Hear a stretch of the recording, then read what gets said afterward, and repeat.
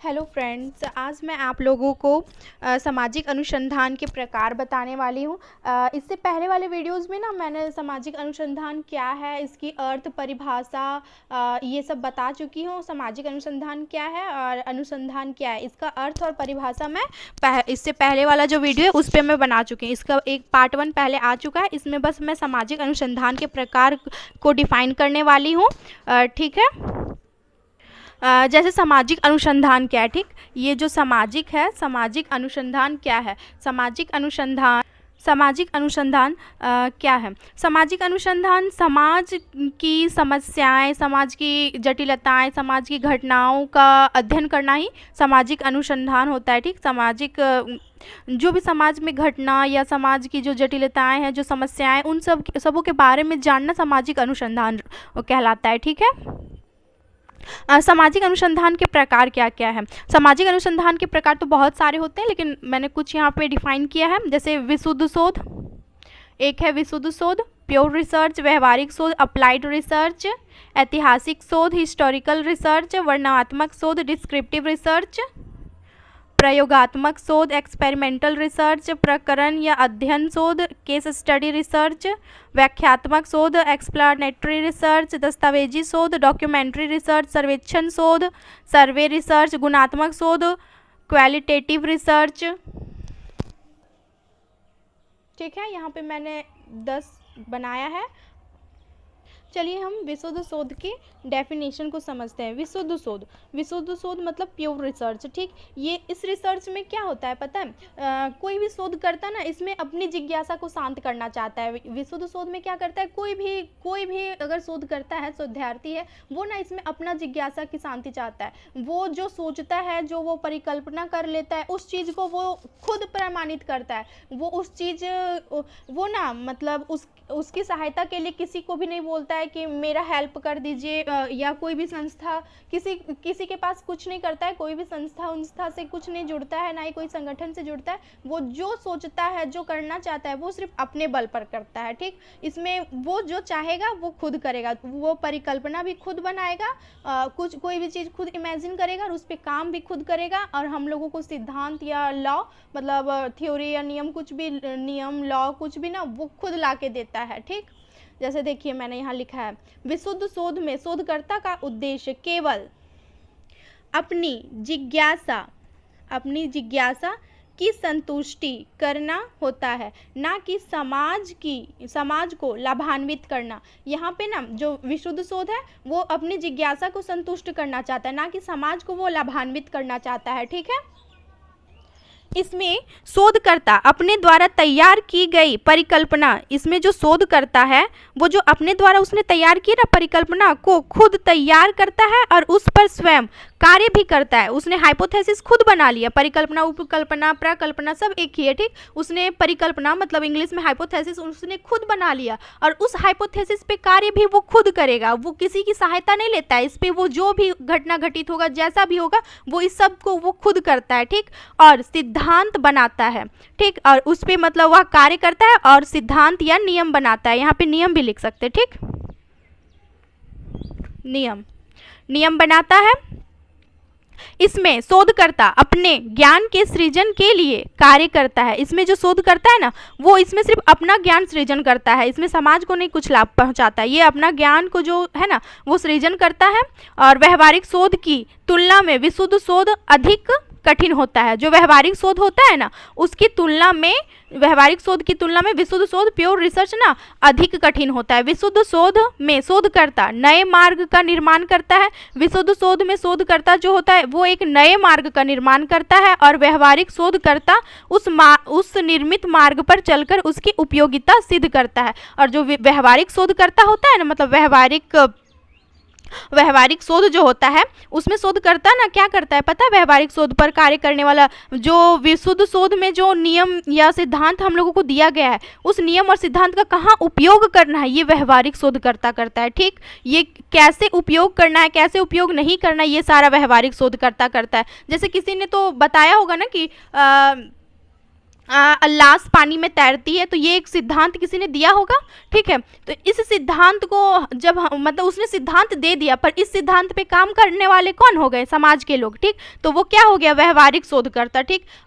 वो सब उस चीज़ को देखकर मतलब वो देख के जान गए ना कि ये एक सिद्धांत ही है, तभी तो वो चल रहा है। हर एक चीज़ में सिद्धांत होता है, जैसे खाली पैर घास पे चलना, ये आँख की रोशनी बढ़ता है, ये सब क्या है? ये सब एक सिद्धांत है, थ्योरी है जो दिया गया है। और ये थ्योरी पे कार्य कौन कर रहा है? सामाजिक लोग, समाज के लोग। तो ये सब एक मतलब व्यवहारिक शोध के अंदर आ जाता है, ठीक है। दूसरा हमारा क्या है? व्यवहारिक शोध, अप्लाइड रिसर्च, ठीक।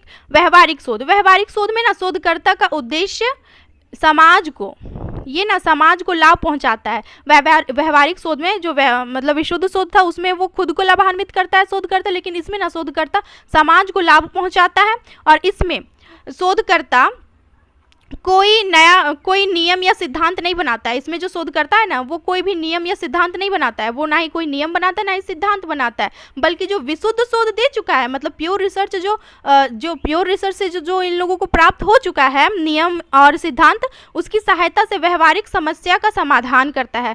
जो भी वो नियम या सिद्धांत दिया है उसकी सहायता से ना ये व्यवहारिक शोध या समस्याओं का समाधान करता है। व्यवहारिक शोध विशुद्ध शोध की तुलना में आसान होता है। व्यवहारिक शोध ना विशुद्ध शोध की तुलना में आसान होता है, क्योंकि विशुद्ध शोध द्वारा बनाया गया नियम या सिद्धांत पर कार्य करता है। क्योंकि ये ना विशुद्ध शोध जो नियम बना दिया है, सिद्धांत बना दिया है, उस पर ही ये व्यवहारिक शोध कार्य करता है। इसलिए व्यवहारिक शोध विशुद्ध शोध से आसान होता है, ठीक। तीसरा पॉइंट है हमारा ऐतिहासिक शोध, हिस्टोरिकल रिसर्च, ठीक है। हिस्टोरिकल रिसर्च, ऐतिहासिक शोध भूतकाल के तथ्यों के आधार पर वर्तमान को समझने की विधि ऐतिहासिक शोध कहलाता है। जो भी भूतकाल है ना, भूतकाल मतलब जो बीता हुआ समय है, उन तथ्यों के आधार पर वर्तमान को समझने की जो विधि है वही ऐतिहासिक शोध कहलाता है, ठीक। जैसे जो भी भूतकाल में बीत चुका है, ठीक, उन तथ्यों के द्वारा अगर हम वर्तमान को समझना चाहते हैं और वर्तमान को समझते हैं, समझने का प्रयास करते हैं, तो वही क्या होता है? ऐतिहासिक शोध होता है, ठीक है। ये ना ये जो है ऐतिहासिक शोध, ये एक पुल का कार्य करता है और जो भूतकाल को वर्तमान से जोड़ के रखता है, ठीक। ये जो ऐतिहासिक शोध है ना, यही एक पुल का कार्य करता है भूतकाल को वर्तमान से जोड़ के रखने के लिए, ठीक। जैसे प्रथम विश्व युद्ध और द्वितीय विश्व युद्ध। प्रथम विश्व युद्ध और द्वितीय विश्व युद्ध के होने के बाद तो लोगों को समझ में आ चुका है ना कि ऐसी घटना फिर से नहीं होनी चाहिए। तो ये क्या हो गया? प्रथम विश्व युद्ध और द्वितीय विश्व युद्ध भूतकाल हो गया, ठीक। और वही अगर हम तृतीय विश्व युद्ध की बात करें तो समाज के लोग या विश्व के लोग ये जानते हैं कि अगर तृतीय विश्व युद्ध हुआ तो फिर समाज में मतलब विश्व में कौन सा दुष्प्रभाव पड़ेगा, विश्व रहेगा कि नहीं रहेगा, इन घटनाओं को जानते हुए वो तृतीय विश्व युद्ध की ओर कभी भी अग्रसर नहीं होते हैं। और यही ऐतिहासिक शोध ही कार्य करता है भूतकाल और वर्तमान को जोड़ के रखने के लिए। जब हम जान रहे हैं कि हमारा मतलब पहले जो है भूतकाल में फर्स्ट वर्ल्ड वॉर और सेकेंड वर्ल्ड वॉर में कैसी घटनाएं घट चुकी है, तो हम लोग का कभी तीसरा विश्व युद्ध करना चाहेंगे नहीं ना। तो बस यही चीज़ है कि ये दोनों एक पुल का कार्य करता है और भूतकाल को और वर्तमान से हमेशा जोड़ के रखता है, ठीक। काम्टे के अनुसार ऐतिहासिक विधि से तात्पर्य सामाजिक घटनाक्रम के विकास का अमूर्त वर्णन करने से है।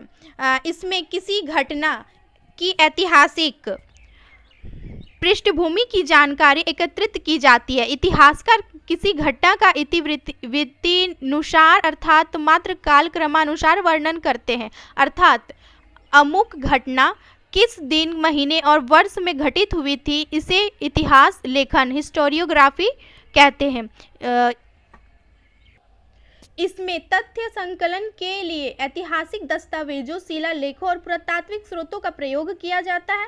समाज की गतिशीलता तथा सामाजिक परिवर्तन की प्रक्रिया को समझने के लिए ऐतिहासिक शोध का अपना एक विशिष्ट स्थान है, जिसकी अवहेलना नहीं की जा सकती है। ऐतिहासिक शोध को न पढ़ना बहुत ही जरूरी होता है। अगर हम ऐतिहासिक शोध को नहीं पढ़ते ना तो फिर हमारे लिए बहुत ही घाटा है। मतलब हिस्टोरिकल बुक्स हमेशा पढ़ते रहना चाहिए। हम इतिहास को जानेंगे तभी ना वर्तमान में उस चीज़ को कभी नहीं करेंगे, या फिर इतिहास को जान के ही हम वर्तमान को भी देख सकते हैं। इतिहास में ऐसे ऐसे चीज़ें हैं जिसके द्वारा अभी हम लोग कार्य करते हैं, इसीलिए इतिहास को जानना बहुत ही ज़रूरी होता है। ठीक है। वर्णनात्मक शोध, वर्णनात्मक शोध डिस्क्रिप्टिव रिसर्च। ठीक, वर्णनात्मक शोध क्या है? वर्णन करना ही वर्णनात्मक शोध होता है। वर्णन करना, किसी भी चीज़ का ढंग से वर्णन कर देना ही वर्णनात्मक शोध है। देखो यहाँ पे कपालन ने लिखा है, कपालन ने लिखा है वैज्ञानिक क्रिया की वास्तविक शुरुआत घटनाओं के वर्णन से होती है और इसके बाद ही उनका सामूहिकरण, वर्गीकरण तथा विश्लेषण किया जाता है। कपालन के अनुसार, कपालन ने क्या लिखा है कि वास्तविक शुरुआत घटनाओं के वर्णन से ही होती है और उसके बाद ही उसका सामूहिकरण या वर्गीकरण, क्लासिफिकेशन, इसमें जितना भी है ना, ये सब उसका मतलब पहले उसका एक वर्णन किया जाएगा, उसके बाद उसे किस किस ढांचे में रखना है ये उसका बाद में किया जाता है और फिर विश्लेषण किया जाता है। ठीक है। वर्तमान शोध के अध्ययन, वर्णनात्मक शोध के अध्ययन के लिए किसी भी घटना का घटित होना आवश्यक है, तभी उस घटना को हम वर्णनात्मक विश्लेषण कर सकते हैं। वर्णनात्मक शोध मुख्यतः और अधिकांशतः घटना का विस्तृत विवरण देने के उद्देश्य से ही की जाती है। एग्जाम्पल, किसी समुदाय, जैसे किसी समुदाय के बारे में जानना है या उसके बारे में, किसी भी समुदाय के बारे में जानना है तो उसका पहले वर्णन, वहाँ पे जाना होगा, उस चीज़ के बारे में समझना होगा, फिर उसका अच्छे से उसका फिर वर्णन करके उसको वर्गीकरण, सामूहिकरण सब कुछ किया जाता है, उसका विश्लेषण किया जाता है। लेकिन किसी भी समुदाय के बारे में हम जब तक नहीं जानेंगे तब तक उसका वर्णन नहीं ना कर पाएंगे, इसीलिए किसी भी समुदाय के बारे में जान के उसका वर्णन करना ही वर्णनात्मक शोध है। ठीक। वर्णनात्मक शोध के चरण, अध्ययन के विषय का चयन करना, अध्ययन के विषय का चयन किया जाता है पहले, फिर शोध के उद्देश्यों का निर्धारण करना, तथ्य संकलन की प्रविधि का निर्धारण करना, तथ्यों का संकलन या विश्लेषण करना। ठीक। नेक्स्ट है हमारा प्रयोगात्मक शोध, एक्सपेरिमेंटल रिसर्च।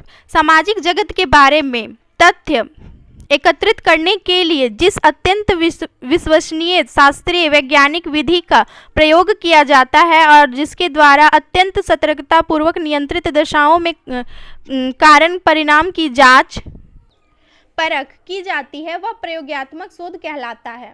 ठीक। कारण परिणाम के संबंध से तात्पर्य ऐसे दो चरों के बीच विद्यमान संबंध से है जिसमें एक स्वतंत्र चर होता है और दूसरा आश्रित चर। आश्रित चर स्वतंत्र चर पर निर्धारित होता है। प्रयोगात्मक शोध दो प्रकार के होते हैं। पहला क्षेत्रीय प्रयोग, पहला क्या है? प्रयोगात्मक, मतलब आप कहीं भी प्रयोग कर रहे हैं या एक्सपेरिमेंटल कर रहे हैं तो ये फील्ड एक्सपेरिमेंटल भी होता है और लेबोरेटरी भी होता है। ठीक। प्रयोगशाला में भी आप इस कार्य को करते हैं। क्षेत्र में जैसे क्षेत्रीय प्रयोग में किसी क्षेत्रीय प्रयोग, ठीक, फील्ड एक्सपेरिमेंटल, क्षेत्रीय प्रयोग में किसी एक उद्योग पर शोध किया जा सकता है। क्षेत्रीय प्रयोग में मतलब फील्ड एक्सपेरिमेंटल अगर हमें करना है तो उस पर किसी भी एक उद्योग पे हम रिसर्च कर सकते हैं, आराम से कर सकते हैं। जैसे वहाँ की सुविधाएं क्या है उस उद्योग में, मतलब उस कंपनी की सुविधा क्या है, वहाँ पे वेतन भत्ते कैसे दिया जाता है, शिक्षा, मनोरंजन, आवास, ऋण लाभ या कोई भी हिस्सा, कुछ भी लाभ का हिस्सा आदि कैसा वहाँ पे है, कैसा लोगों को प्रोवाइड किया जा रहा है, लोग वहाँ से उस कंपनी से खुश है कि नहीं, ऐसे अन्य चीज़ों को हम फील्ड एक्सपेरिमेंटल में देखते हैं और इसका क्षेत्रीय प्रयोग किया जाता है। ठीक। ये प्रयोगात्मक शोध के अंतर्गत आता है। ठीक है। प्रयोगात्मक शोध का दूसरा पॉइंट हम बनाए हैं प्रयोगशालाई प्रयोग, लैबोरेटरी एक्सपेरिमेंटल। शोधकर्ता एक ऐसी स्थिति की रचना करता है जिसमें वो सभी चर को ठीक उसी रूप में उपस्थित करता है जैसा वह चाहता है और उनमें से कुछ चरों को नियंत्रित करता है। मतलब इसमें ना लेबोरेटरी में क्या किया जाता है कि जो भी शोध करता है ना वो उस पर ना अपने हिसाब से कार्य करता है कि उस चीज़ को करने से क्या निकलेगा हमारा, वो चीज़ वो खुद देखते रहता है, उस पर वो अपना नियंत्रण स्थापित करते रहता है। कुछ एक्स्ट्रा भी निकल रहा है तो उसको निकाल देता है और फिर उस पर उसको जो चाहिए वो उस चीज़ को वो वहाँ पे प्रूव करता है और हमें निकाल के दिखाता है। ठीक है। प्रकरण, व्यक्तिगत अध्ययन शोध, केस स्टडी रिसर्च। किसी घटना, किसी स्थिति समूह, संगठन या समुदाय का गहन अध्ययन व्यक्तिक अध्ययन कहलाता है।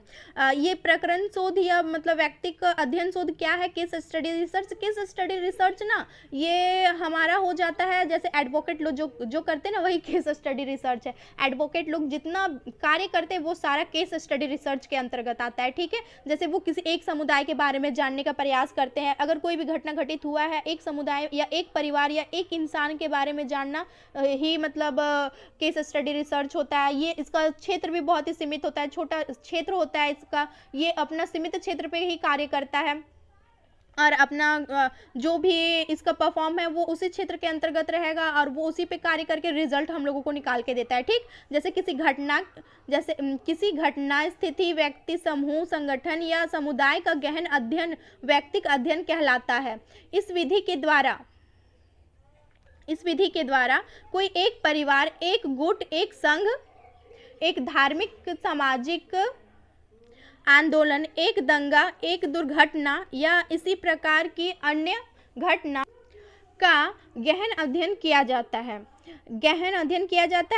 सभी पहलुओं के गहन अध्ययन से तात्पर्य घटना के सभी पहलुओं के सूक्ष्म अध्ययन से है। इसका अध्ययन क्षेत्र छोटा होता है। सूक्ष्म अध्ययन का मतलब क्या होता है? मतलब इसका हर एक पहलू को जानना, छोटे से छोटे कण के बारे में जानना ही सूक्ष्म अध्ययन होता है, ठीक। व्यक्तिक अध्ययन शोध में चक्षु आधारित अवलोकन विधि और जीवा एवं कण आधारित साक्षात्कार विधि दोनों का प्रयोग किया जाता है।